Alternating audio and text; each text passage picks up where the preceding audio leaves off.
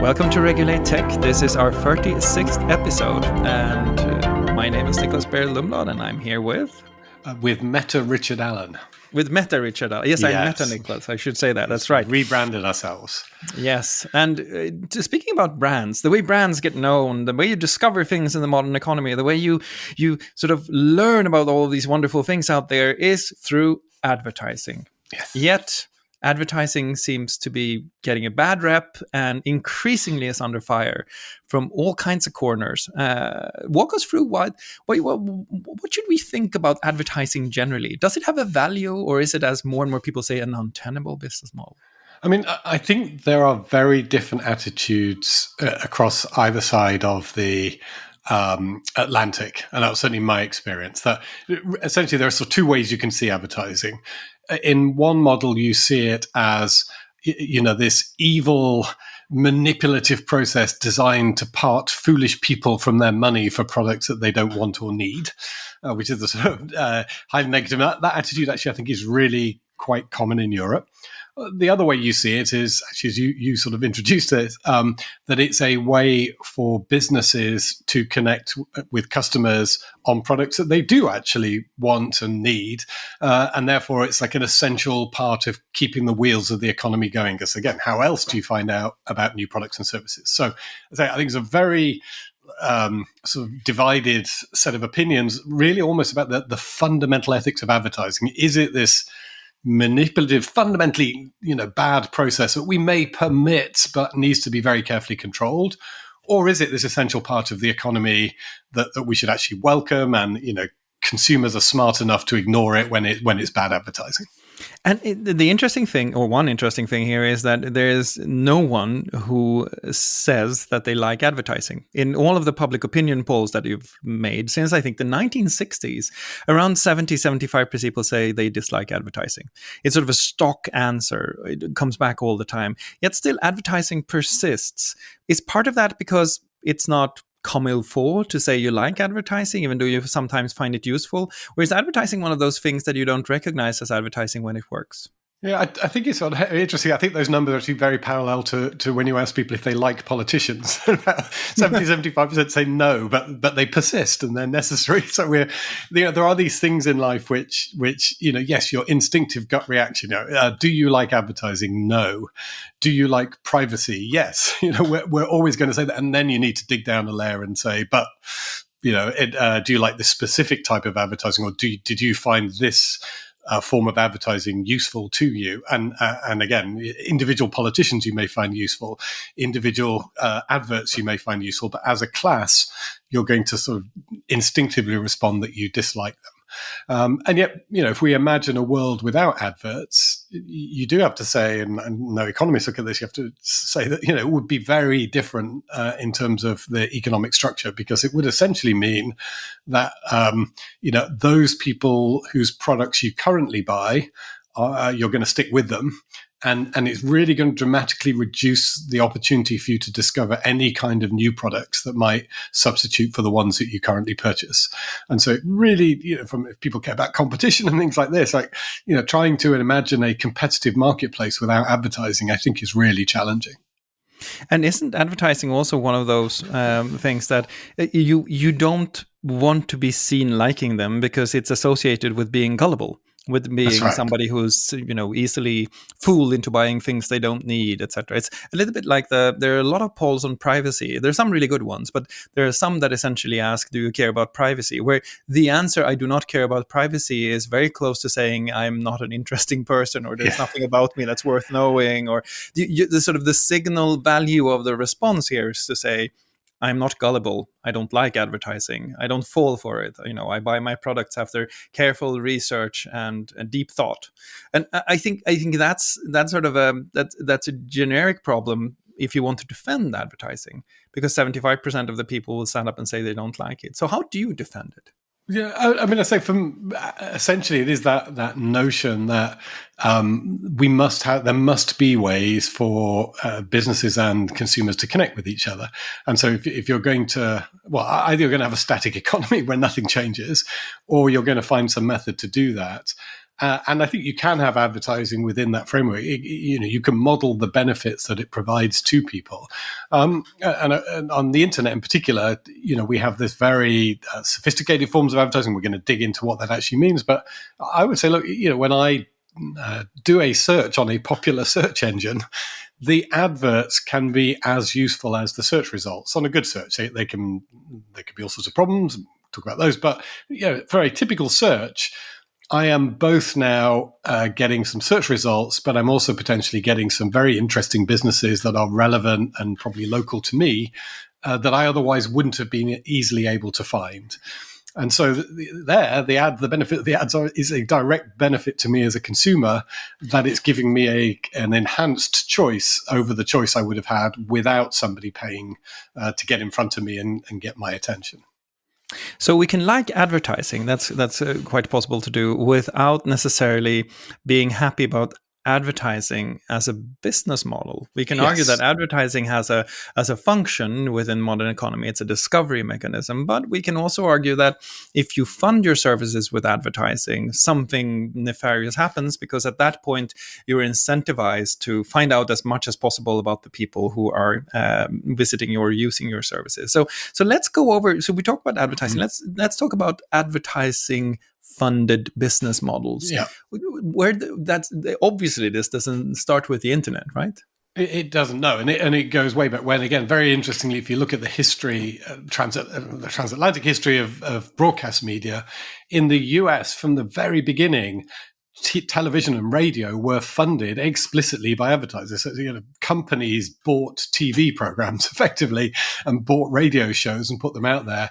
Europe tended to be much more resistant to that and would actually have, in many cases, state funding. So you get state-funded broadcasters, or you'd find all sorts of ways to do this differently. So that debate about, were those American TV shows and radio shows, were those channels beholden to the advertisers and doing things on behalf of those commercial interests? Were they corrupted by the advertising? Is as old as the hills. And of course, with newspapers as well, they talk about the Chinese wall between the editorial staff and the staff of newspapers and other magazines that sell the advertising. Again, the notion being that what you write in a editorialized story in a newspaper should be free of the corruption of trying to please the advertisers who advertise in that newspaper. But again, regularly concerns are raised about that corrosive influence and whether those walls are, sufficiently robust to stop the piper calling the tune, as it were. He who pays the piper calls the tune. So those concerns are as old as the hills. And then we roll them forward to the internet. And with the internet, I think actually it's slightly different, in that I think with traditional media, the suspicion was that, an individual powerful advertiser would corrupt a TV channel, or radio station, or newspaper. When we get to the internet, it's less about individual advertisers and more about whether the behavior of the internet company is tailored to earning more money from its advertising as a whole. Because an internet company will have thousands, hundreds of thousands, potentially millions of advertisers, whereas a sort of newspaper or TV show, you're talking about tens or hundreds. So we're in a different game now. It's not about any individual advertiser that we worry, the corruption may come from, but that the entire process is somehow corrupted by the need to win more advertising revenue. Let's dig into this, because I think you put your finger on something really important. If we were worried before about the influence of advertisers, we're worried now about the influence of advertising, right? Exactly. That's what you're saying. Yes. And the influence of advertising then would be that you want to do what? What is it that you're optimizing for? If you're not pleasing an individual advertiser, how do you optimize for something new in this world of advertising? What is it that you want to have as much of as possible? In particular, the data collection is the thing that I think people most worry about. And again, interestingly, I think so here we need to make a bit of we just need to stop quickly, because I think one of the things that you just said needs to be put in context, because so far we only talked about advertising in general terms, but the reason you collect data is you want to improve on your advertising. And so let's just start there first before we dig into the data. Yeah. What is it that happens with the internet when you get the possibility to suddenly improve this product and it gets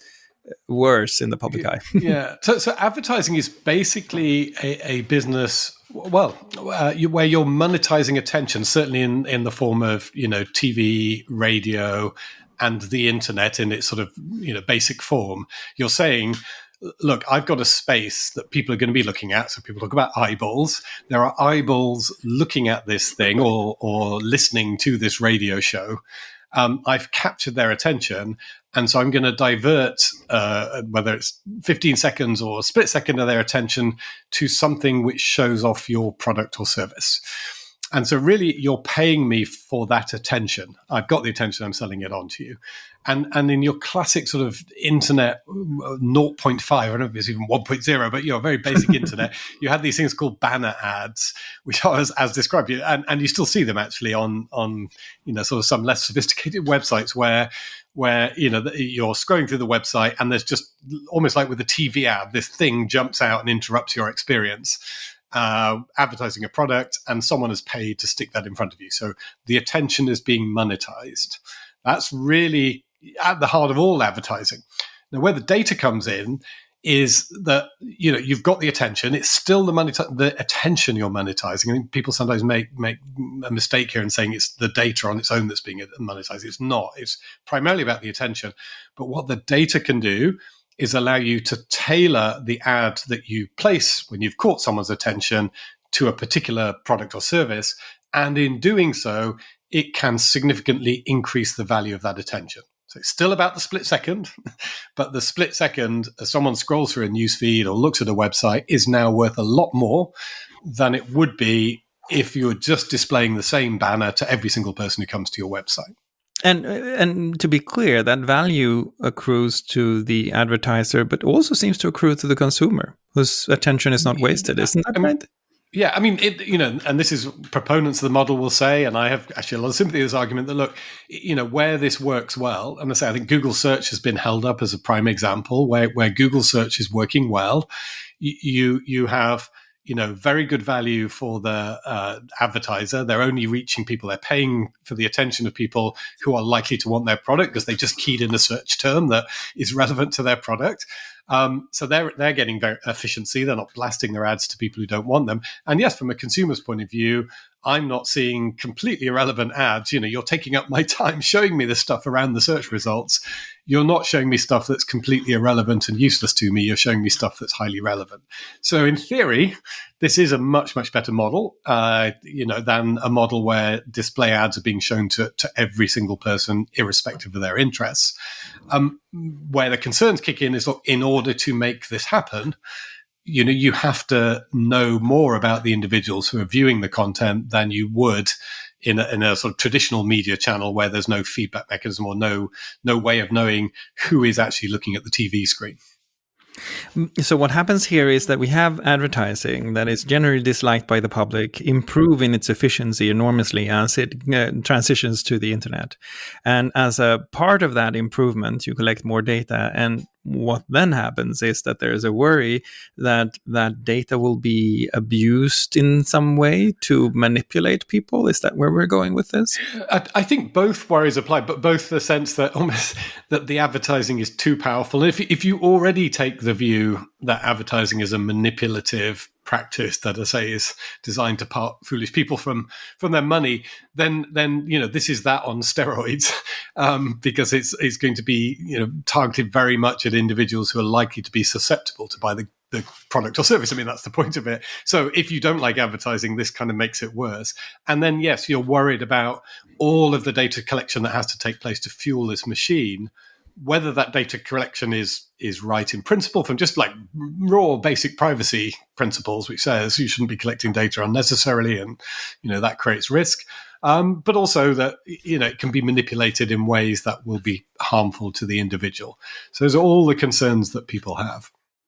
And we now ended up with discussing advertising as a phenomenon, but it's still not just one single thing on the internet. If you think about search advertising, for example, it has a high degree of attention efficiency. You search for something, you see an ad, you click it, you're off. But then the argument that you hear more and more often is that there are some services that are designed to not just be attention efficient, but to capture attention over time, because the more attention they capture, the more they can show ads. What's the difference there?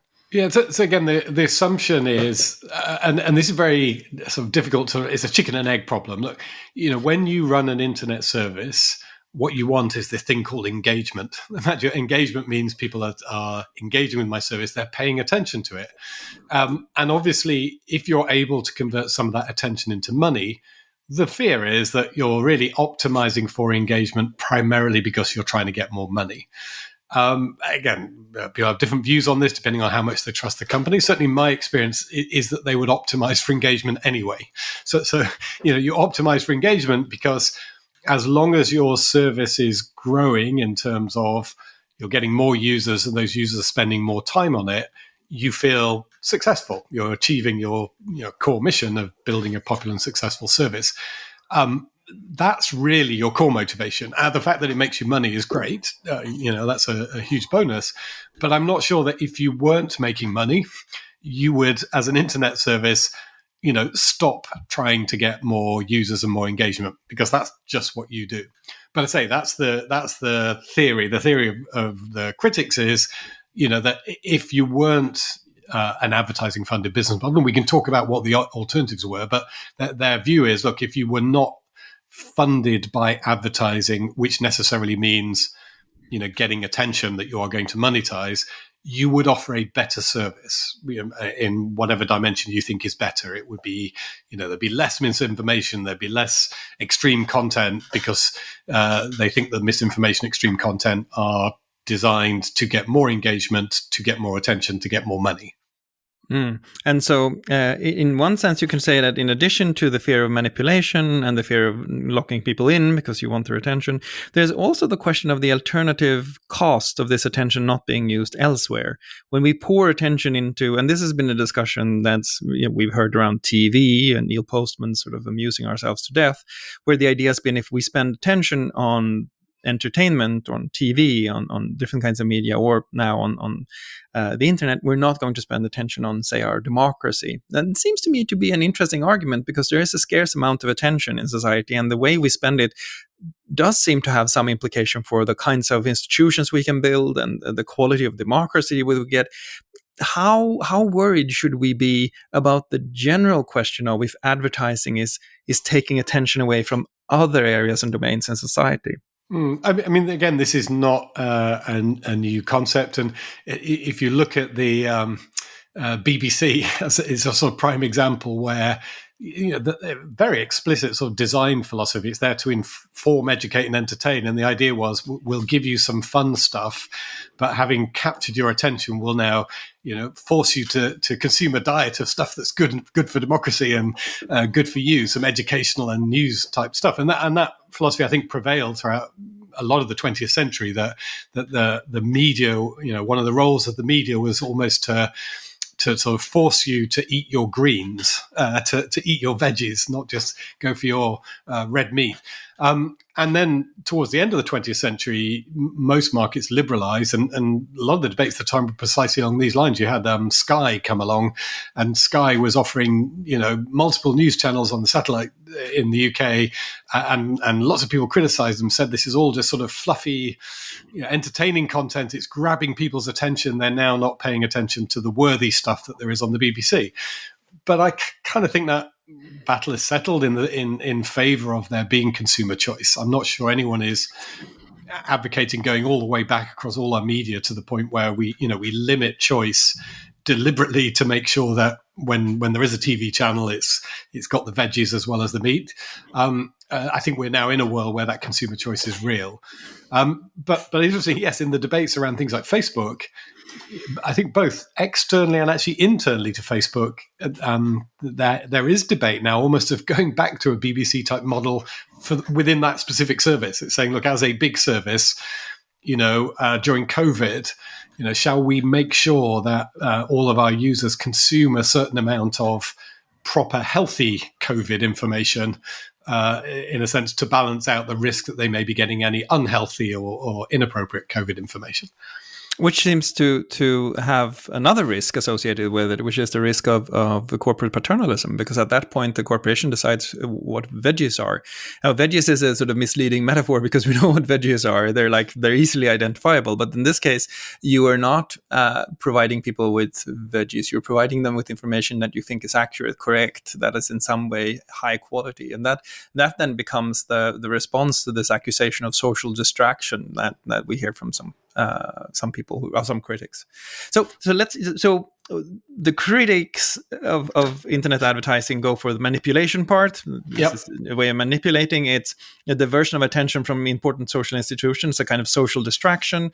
There's some criticism around the collection of data overall, creating a vulnerable point or some kind of risk because you will have a lot of personal data collected and it can be then abused for other purposes, or you can't control how it's used for other purposes. That's that line of criticism. Let's turn to the positives.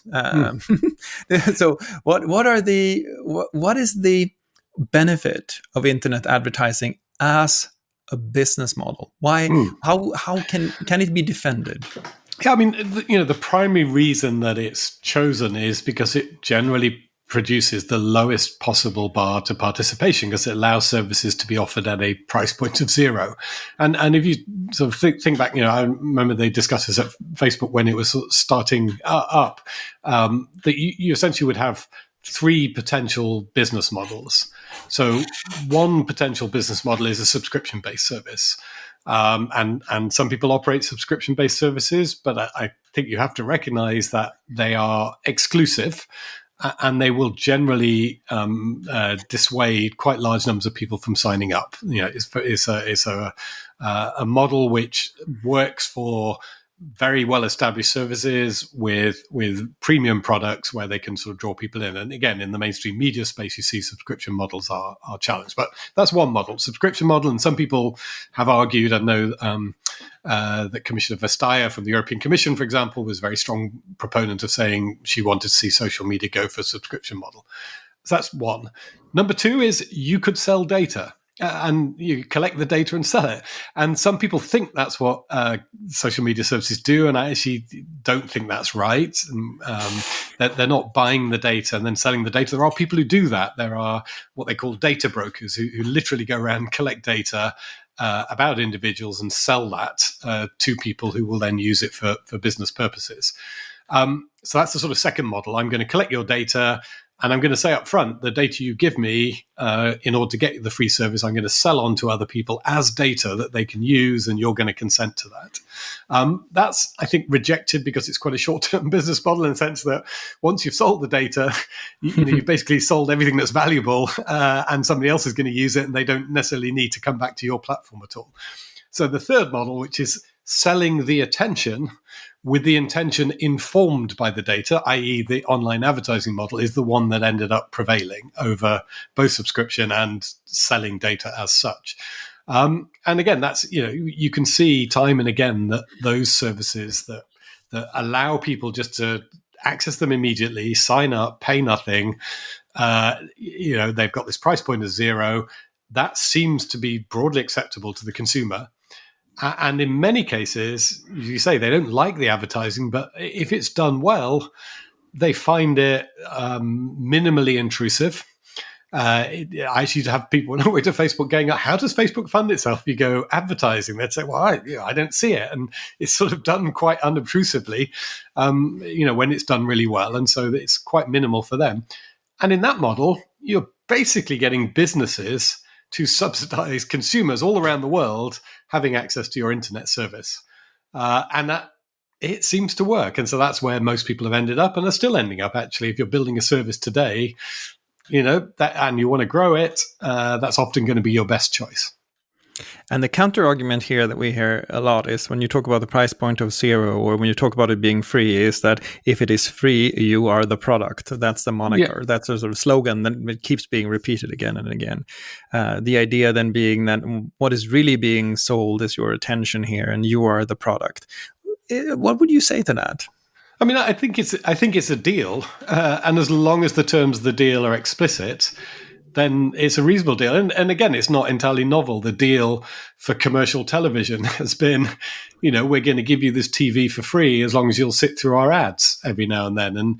And in some cases, certainly UK commercial TV, that used to be a very reasonable deal for a lot of people. And in other places, they'll kind of go over the top and there'll be too much of the advertising and it's not a great deal. But the deal that, I'm going to show you ads in return for giving you a free service, I think is a legitimate deal. I think there are some really valid questions about the extent to which people do understand all of the data collection and the machinery that goes on behind that. And particularly in this world where people are in the business know that it's called the ad tech world. And there's like, for a particular ad to appear in front of you, there could be a dozen different parties involved in terms of bidding for the space, allocating this, all of that kind of stuff where you're choosing in a split second which ad to show to which individual. There are some real questions around data collection. I don't want to duck those. But I think even with all of that knowledge, and over recent years, actually, a lot of people have been very firm in campaigning to make sure that this knowledge is in the public domain. Even with all that knowledge, I think for very many people, that's still a reasonable deal. So one of the benefits is that through advertising, companies who want to advertise are subsidizing consumers' access to these services. And yes, the consumers are paying with their data, but they also are getting the services. So the question is the deal fair rather than is this a tenable business model? But there seems to be another aspect of this as well that's interesting, because not all consumers are created equally, right? There are some consumers that are more high value than others. So to a certain extent, it seems that if you're somewhere where advertisers aren't that interested, but you're still getting these services, there's some kind of transfer going on here of value, of money, some kind of transfer of resources going on within the advertising system. So say, for example, that there is a value of X on a consumer in country A, and a very low value of Y in country B of a consumer, but both are getting the same service, the same Facebook service, the same search engine service. There's some kind of wealth transfer going on there, isn't there? Yeah, and that's one of the aspects that's often sort of not addressed when people advocate for subscription-based services. Look, the reality today is, and you can see this actually in the public figures that these big companies put out with their financial results, you can see that the vast majority of their income comes from the United States and Western Europe. And yet they may have hundreds and hundreds of millions of users in other parts of the world. And it is the case that the advertisers in the United States and Western Europe effectively are paying for the infrastructure that delivers the service to people in the rest of the world, where if you just did a sort of strict profit and loss sheet, these companies may well be loss-making in a number of those markets. They've got tens of millions of users. Those users using the service, posting lots of content, using lots of data center space, but actually the advertising revenue is minimal. Now, of course, the businesses aren't doing it, entirely out of the goodness of their heart. They're hoping in future they'll have a decent business in those countries, so they want those users. But if you just looked at it today and you said, look, we're not going to have this advertising model, we're going to make everybody pay subscriptions, then you would find that people in those countries would lose access to services because they're not going to be able to afford the subscriptions, and they're no longer getting this sort of cross-subsidy that comes from advertisers in United States and Europe. So in at least one scenario, one interpretation, this global advertising system that we're talking about is one of the largest wealth transfer systems that we have constructed so far in our societies. Yeah, I mean, arguably in terms of the services, if you say, look, when I plug my internet connection in, let's figure out what the value to me as a user is of having search, social media, messaging, all of these services sort of instantly accessible at a price point of zero. And you can say that's worth tens, if not hundreds of dollars a month, wherever you are in the world, to have those services available. And you are getting them, I say, effectively at a price point of nothing. And you may be getting very, very few adverts yourself because you're not in a high value target market. So it's a fascinating wealth transfer. Again, let's be candid that critics of big tech will have arguments to say, well, actually, that's a bad thing. That people in developing countries are being signed up to services that are actually harmful for them, or that this is stifling the development of local services that would otherwise fill the gap. Yeah. But the reality today, as I say, is plug that phone in Tanzania or Sri Lanka or wherever you are, and you are getting hundreds of dollars value of services without paying anything. So we have the argument that this is provision of services for a low price point. We have the argument that this is some, at least, wealth transfer, if you assume that there's like some net benefit to having these services available, even where there's not a huge advertising interest. Is there anything else that we should think about when we think about advertising? Is there some other values associated with it? Yeah, I mean, I think within the ecosystem, so the value, and again, tech companies do this endlessly, and we will have done it, both of us, in our time of, I'm going to trot out the small business in your local area that has had a huge benefit from advertising the platform. Like, we trot it out. It's a bit of a cliche, but it's also true. Like many cliches, it's actually true that there are, all sorts of businesses who can only exist because they can use these new advertising tools.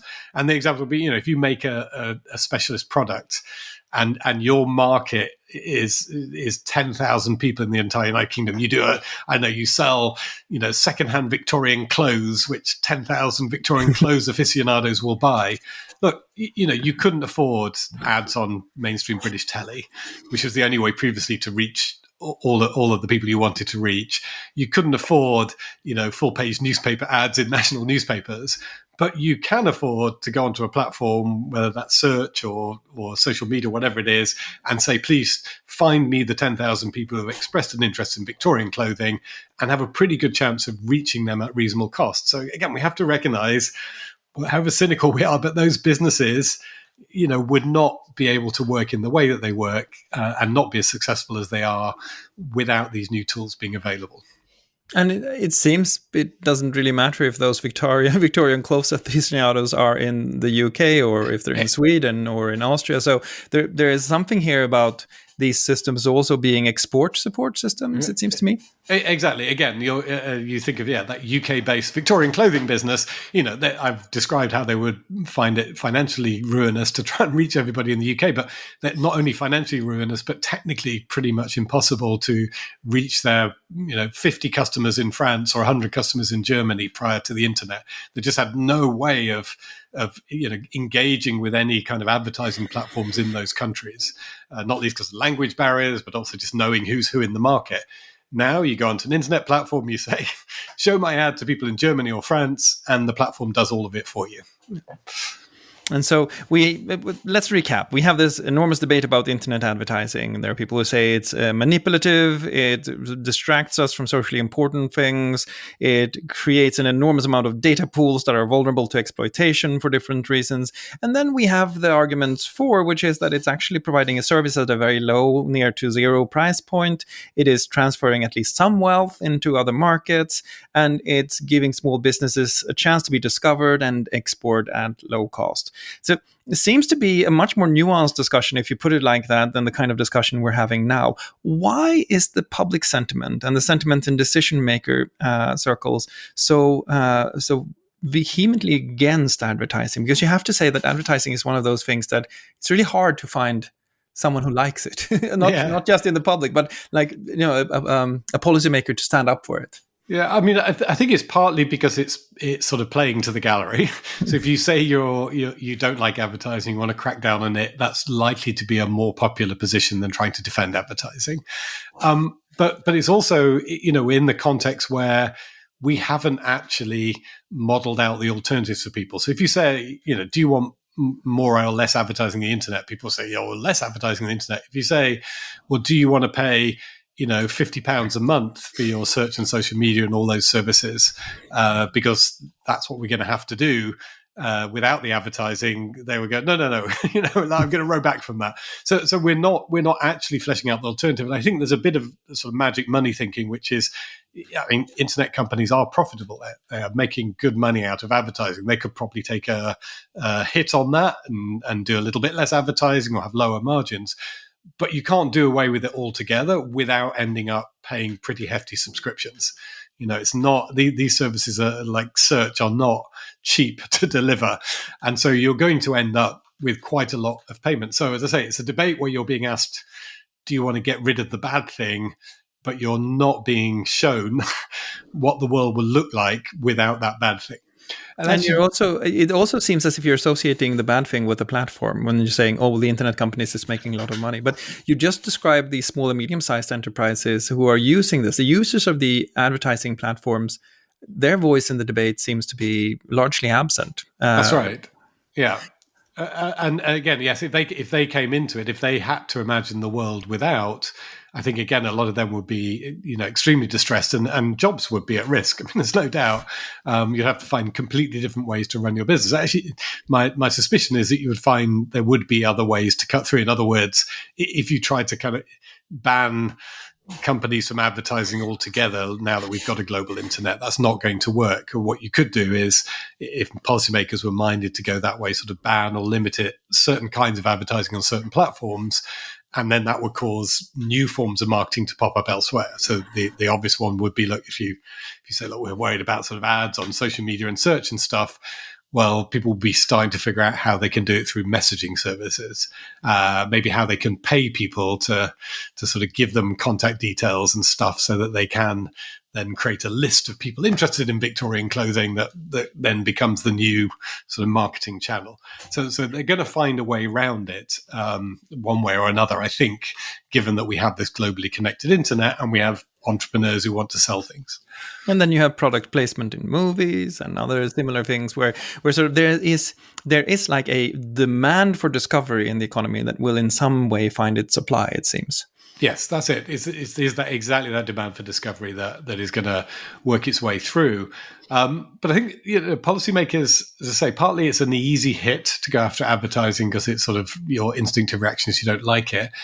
I think it's also, and we shouldn't duck this, motivated quite a lot by their own experience, which is that they are concerned that advertising will be used against them. And again, we shouldn't avoid the fact that when you're working in the world of policy, a lot of your reactions are going to come from your own experience. And there is this perception that, most notably since the 2016 election in the United States, that in some ways people are able to use online advertising in the political context to buy elections. And that, again, I think is really having quite a profound impact on the debate, almost to the point where this sort of very small amount of political advertising is colouring the debate around this much, much larger amount of commercial advertising.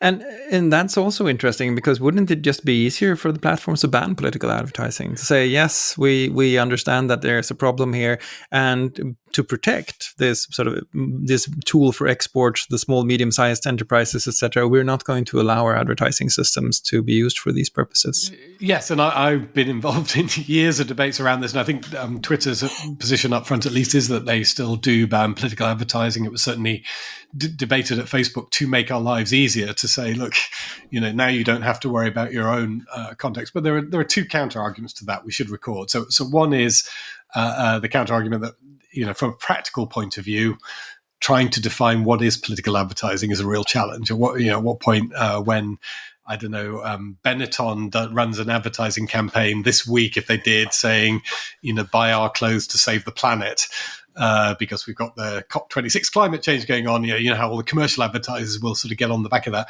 Like, is that political advertising or not? So you've got these sort of definitional questions. But more fundamentally, advertising online is also a way in which people discover new political forces and new political ideas. And so again, from just a democratic point of view, that instinctive reaction to say, well, we ban it, we've cleaned up or improved politics, may actually turn out not to be quite as straightforward if what you're effectively doing is removing any opportunity for politicians to be discovered by people that they don't currently have a connection with, which is what advertising does. And that might have a particularly profound effect in countries where the mainstream media is controlled by the political establishment and where alternative political forces are coming through using online advertising. So again, what seems simple could end up actually dramatically tipping the balance by closing down a channel. Closing down the political advertising channel may not necessarily be neutral in its effect, even if your intent is that you're trying to act in a politically neutral way. Right. And I think there's a study from Italy, actually, from a few Italian local elections that shows that internet advertising increased the diversity of candidates in an interesting way. So discovering diversity is improved by advertising. Now, it seems to me that if you want to analyze this question, if you're intellectually honest and you really want to understand the question about advertising, you would do well to separate out in your head the fact that advertising is paid for and the fact that there's such a thing as a discovery mechanism.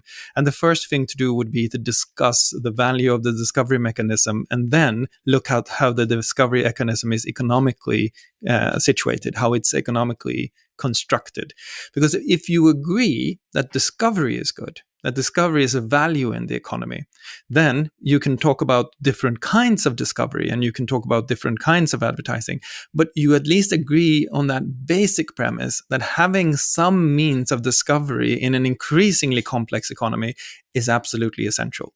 So are there other helpful ways in which we can separate out? Because advertising is this horrible word that has a 75% negative approval rate. Yes. What are the things that we can focus attention on to see this in a clear way? I mean, I think that framework is exactly right, and it's really helpful actually to go through it and say, if you start with that first principle and say, do you think it is a good thing or not that there should be mechanisms that enable small businesses and potential customers to discover each other using the power of the internet?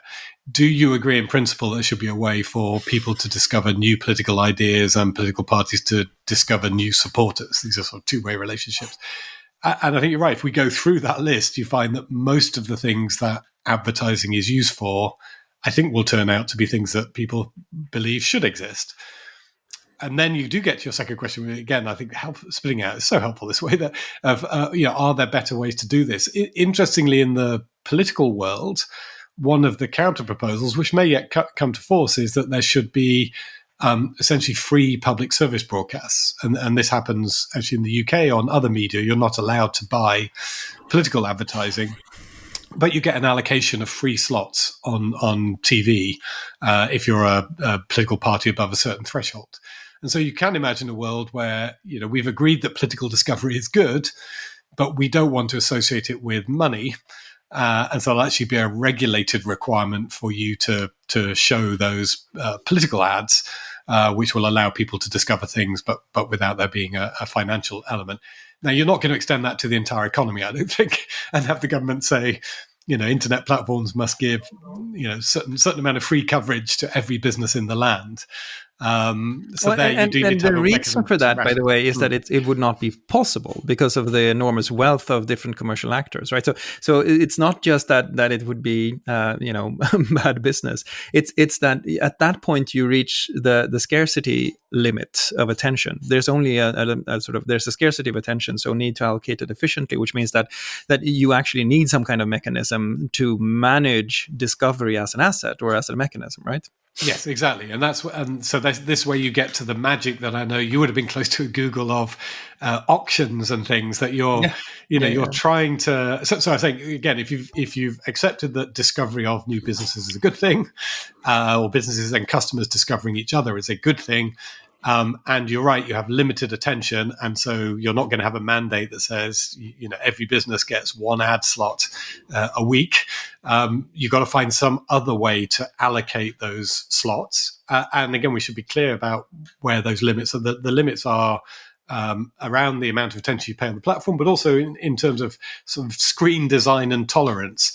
That for search, if you had 10 ads and one search result, that ain't going to work. You can experiment with, is it 3 or 4 ads and 6 or 7 search results? You balance it up. And the same with social media. Is it 1 ad every 10 newsfeed stories, or is it 1 ad every 5? If it was 3 ads in 4 and only one of those newsfeed stories was something you actually wanted to read, you're obviously not going to work. So you've got this limited number of slots. The platforms can dial them up or down to a certain extent, but they're going to reach a point at which becomes intolerable for their users. Now they've worked out their maximum inventory, as it's called. The inventory of ads is the number of ads I can show to people every day. Then you've got to have some way of allocating those to the businesses that will make best use of them. And the way in which that's done is through an auction principle that tries to define. It's not just cost, actually. It's very interesting, and I'm sure you dug into this. Cost is quite a significant element of it. Obviously, the platforms want to sell to people who will pay the most for that attention, but they do also factor in other things around relevance of the ads, acceptability of the ads, quality of the ads, because they want to make sure that the user experience also remains good. Yeah, the auction is clearing several sides of the transaction, as you point out, and I think that's one of the things that recommends it. That it sort of doesn't just look at the price, but it actually looks at a portfolio of different values that are being maximized. And so, I think that's right. And I think that so it's interesting because there's one thing that we haven't mentioned yet. We have talked about the exports, we have talked about the sort of discovery, etc., of small businesses, but there's also advertising. Actually, also opens up for innovation for entirely new businesses to come online. So one large field, paradoxically perhaps, that has opened up is the field of internet journalism. That is wholly funded by advertising in different forms and shapes. And so there is something really interesting going on here, where the same advertising that's being accused of creating social distraction also creates social innovation in a really interesting. What happened? What is happening here? Yeah, so I mean, again, in some of these policy debates, where normally you'll find the mainstream media sort of pitted firmly against the internet companies have stolen their lunch because they've stolen the attention, and the internet company or the mainstream media companies sometimes are struggling because they haven't got actually they sort of get the attention, but the advertisers are finding that the internet models sort of work better for them. But a lot of them have turned to internet properties. Some have turned to subscription. They've made actually very similar choices to the internet companies. Some have turned to subscription. Others are going for eyeballs and are using the ad products, including ad products from those mainstream tech companies. And often in these policy debates, they will be lobbying against restrictions on their ability to use advertising for their services.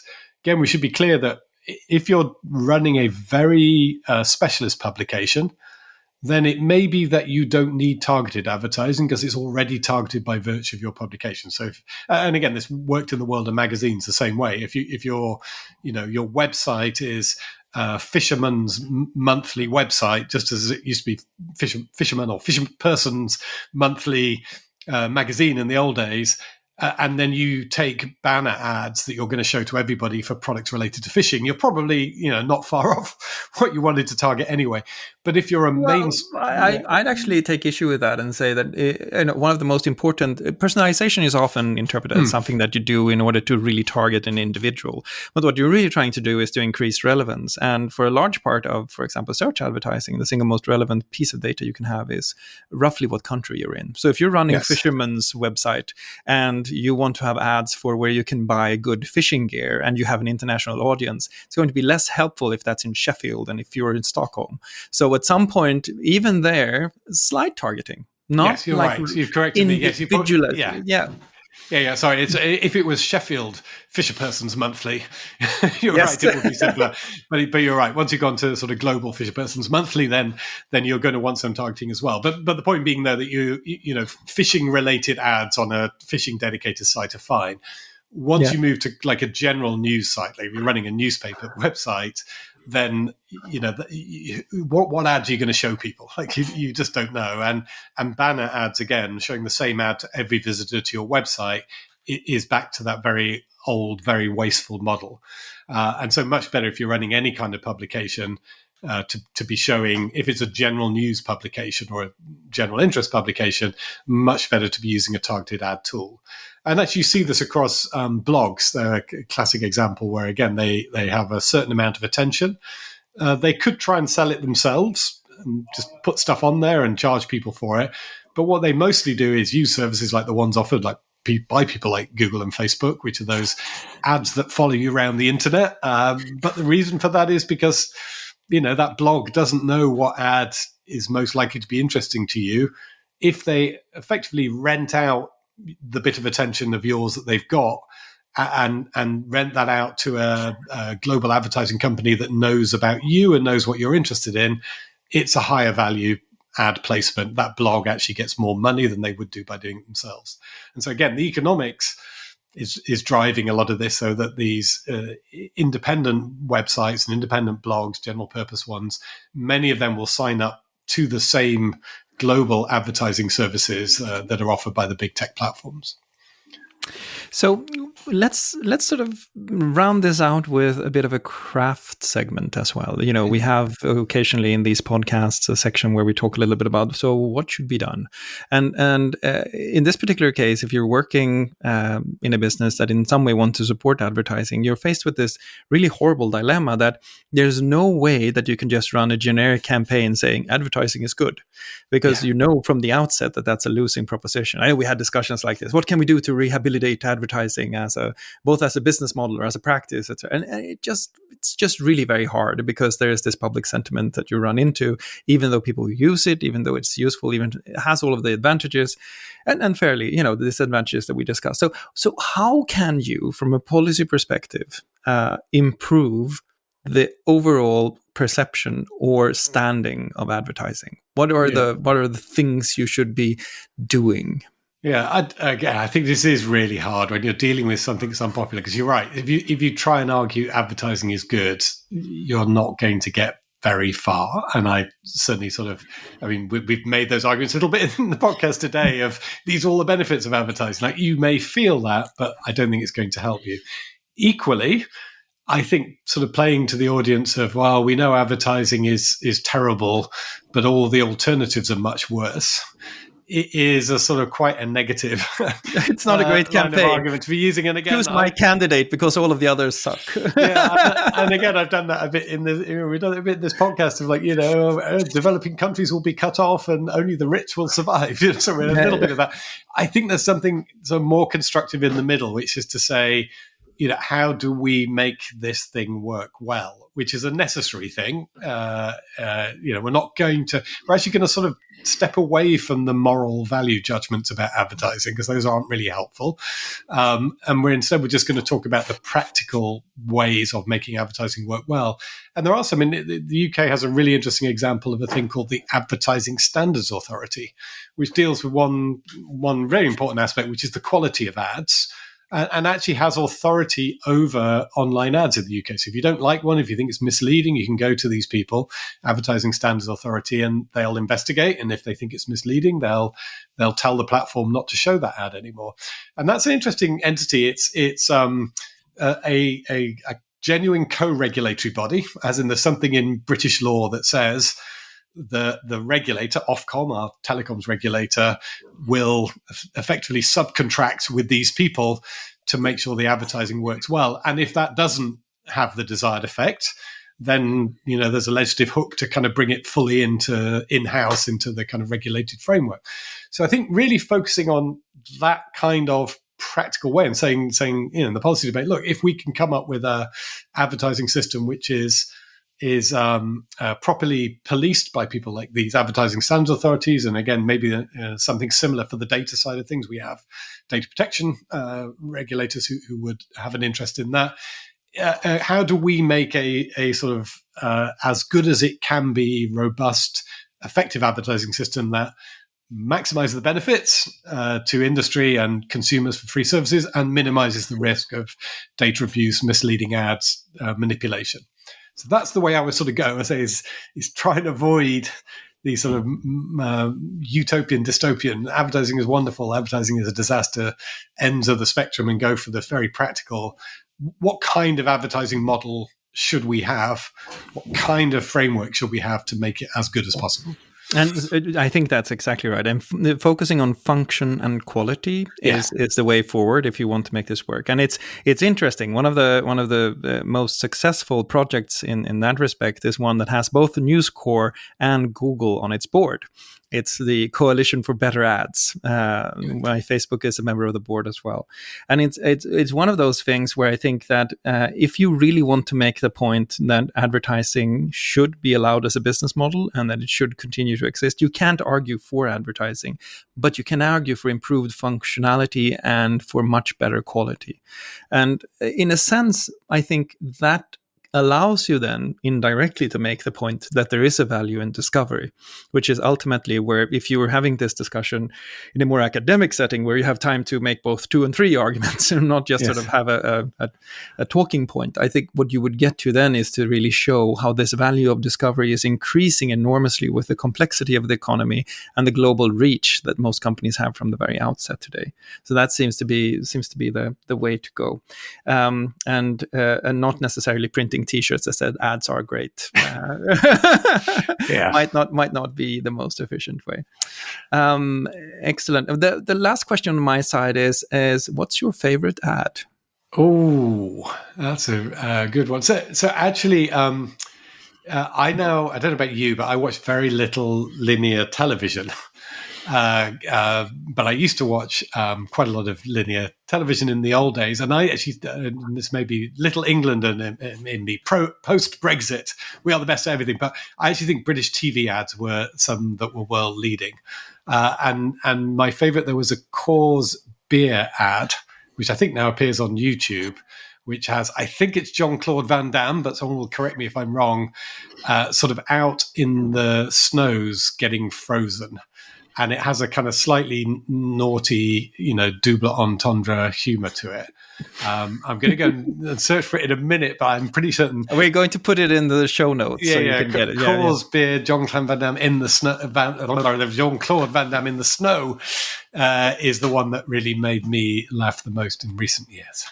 Yes, perfect. And you? Do you have one? Oh, yes. There's one for a salmon that I really like. That's an old ad, really old. And my kids will sigh when I mention this. But it's an ad where there's it starts with this nature photography. Is that the bear is at the edge of the flood looking for the salmon. And then he catches the salmon. And this guy from the salmon company runs up to the bear and starts fighting the bear for the salmon because they want the freshest salmon. And it then turns into a karate fight between the bear, and it's just very realistically done and superb. So I really like that, because it was so surprising when they shifted from the nature photography framework into this absurd karate fight between the bear and the man from the salmon company. So I'll add that in the show notes as well. But this can be found on your website, which is www.regulate.tech. And as always, thank you for listening. And we'll make a small advertisement for our next episode. Please do join us for our next episode. That will be about something else than advertising. Thank you so much. Take care.